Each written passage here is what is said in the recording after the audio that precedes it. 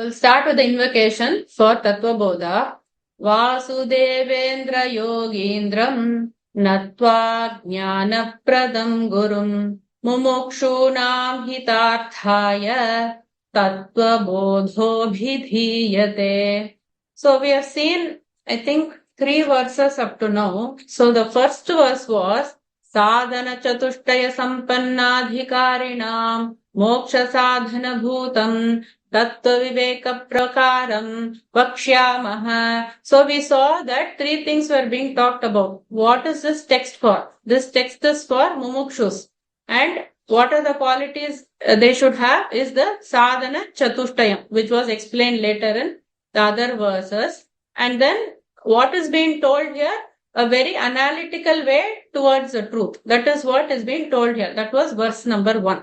So we shall explain to those who are endowed with the fourfold qualification, the mode of discrimination, which is the means to liberation. Then the second verse was Sadhana Chatushtayam Kim Nitya Nitya Vastu Vivekah Iha Mutrartha Pala Bhoga Viragah Shamadhi Shatka Sampattihi Mumukshutvam Cheti. So here what was being talked about is the fourfold qualifications or sadhana chatushtayam. The capacity to discriminate between the permanent and the impermanent, dispassion for the enjoyment of fruits of one's actions here and hereafter, and a group of 6 accomplishments which is known as the Shat Sampatti. Those things were being talked about in that verse. Then in verse 3, what did we see? Nitya Nitya Vastu Vivekah Kaha Nitya Vastvekam Brahma Tadvyatiriktam Sarvamanityam Ayameva Nitya Nitya Vastu Vivekah. So what did we see there? The question was asked by the student. What is meant by discrimination between the permanent and the impermanent? First we talked about what was Sadhana Chatushtayam. Sadhana Chatushtayam was this fourfold qualification which started with Viveka. So in that, the student is asking, what is Viveka? So then the answer is given, it is the discrimination between the permanent and the impermanent. And what is permanent? Brahma. There is one Vastu known as a Brahma. Other than this, everything else is impermanent. That was what was told as a description for this Viveka. Then we saw some explanation there. Today what we are going to deal with is Viragaha, or what is known as Vairagya. So I will read that verse. Viragah kaha iha swarga bhogeshu ichharahityam. So what is being said here is Viragah kaha is the question asked by the student. So what is the student asking? Student is asking what is dispassion? Like that he is asking. So now the answer is given here. Iha swarga bhogeshu ichharahityam. Iha swarga bhogeshu means what pleasures are here and also what pleasures are there in heaven. Because what did we say with the goals, Purushartha in life, the Artha means objects. You'll go for objects, that also will be impermanent. Kama, that will also be impermanent. Through Dharma, what Punya you accumulate, maybe you will go to heaven, you will enjoy here or in heaven. That will also be impermanent. After you finish exhausting your punyas, you will have to come back. So, iha swarga bhogeshu. That's why whatever pleasure is here and in heaven, you do not have an attachment or you do not have the wanting to enjoy it. Iha swarga bhogeshu. So, what pleasure is here and in heaven?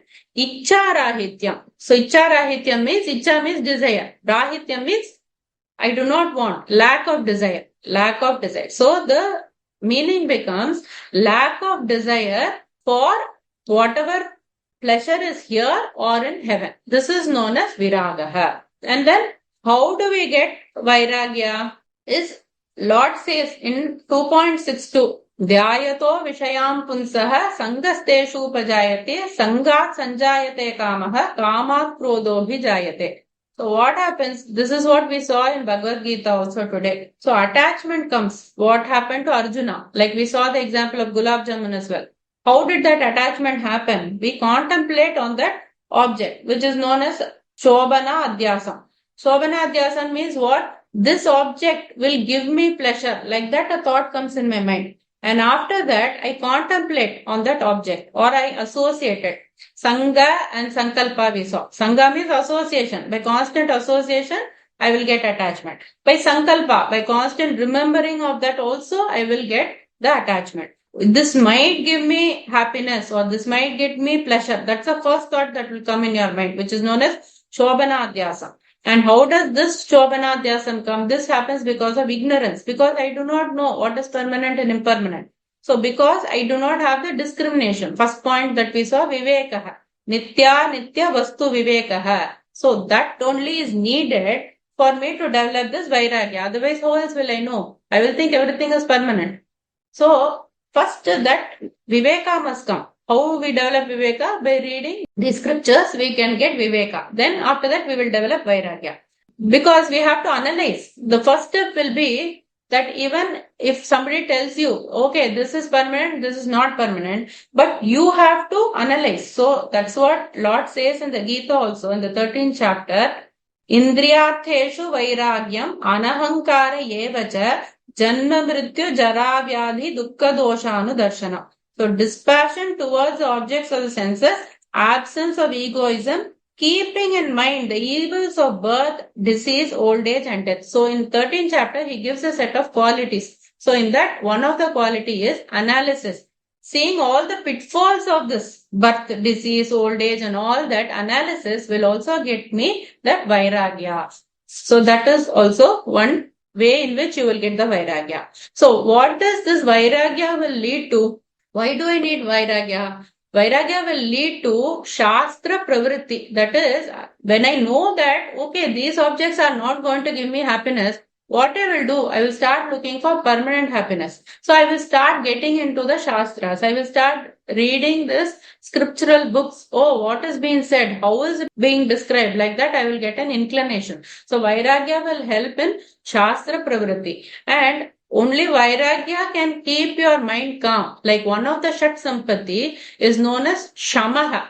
So in that, to keep the mind calm, Vairagya is needed. Why? Because objects will always give you dukkha. People will always give you dukkha. So when you remove the dukkha by not going after the objects or the people, then your happiness actually will be amplified. So these three advantages will be there when you cultivate the Vairagya. So from Viveka, Vairagya will come, and Vairagya will be a stepping stone to other great things like Mumukshutva and getting further into spirituality. So this is about Vairagya. So we will read this verse again.